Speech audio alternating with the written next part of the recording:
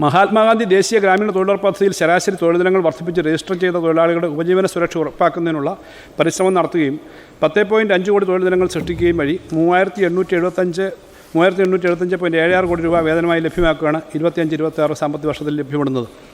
പ്രധാനമന്ത്രി ഗ്രാമസഡക്ക് യോജന എന്ന പദ്ധതിയുടെ സംസ്ഥാന വിഹിതമായി 80 കോടി രൂപ വകയിരുത്തുന്നു. സർ, നിലവിൽ ഇൻഫർമേഷൻ സെൻ്ററുകളില്ലാത്ത ബ്ലോക്ക് പഞ്ചായത്തുകളിൽ ഇവ സ്ഥാപിക്കുന്നതാണ്.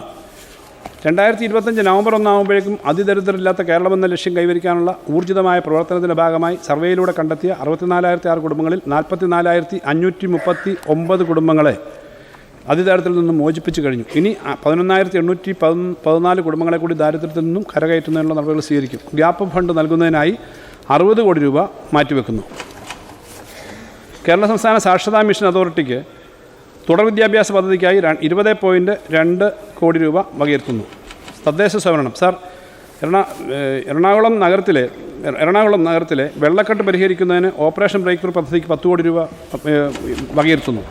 LHD കോംപ്ലക്സ് ഭൂമി വാങ്ങുന്നതിന് നിർമ്മാണത്തിനുമായി 3 കോടി രൂപ വകയിരുത്തുന്നു. കുടുംബശ്രീ മിഷൻ നോഡൽ ഏജൻസിയായി നടപ്പിലാക്കുന്ന ദീൻ ദയാൽ അന്ത്യോദയ യോജന ദേശീയ ഗ്രാമീണ ഉപജീവന മിഷൻ പദ്ധതിക്കും അതിൻ്റെ ഉപപദ്ധതികൾക്കുമായി സംസ്ഥാന വിഹിതമായി 56 കോടി രൂപ വകയിരുത്തുന്നു. കുടുംബശ്രീ മിഷൻ പ്രവർത്തനങ്ങൾക്കായിട്ട് 270 കോടി രൂപ വകയിരുത്തുന്നു.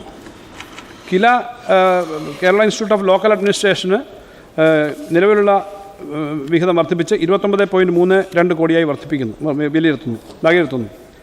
കേരള സർക്കാരിൻ്റെ ഗവേണൻസ് പദ്ധതിക്ക് 9 കോടി രൂപ വകയിരുത്തുന്നു. സ്വച്ഛ് ഭാരത് മിഷൻ പദ്ധതിക്ക് സംസ്ഥാന വിഹിതമായി 7.5 കോടി രൂപ വകയിരുത്തുന്നു.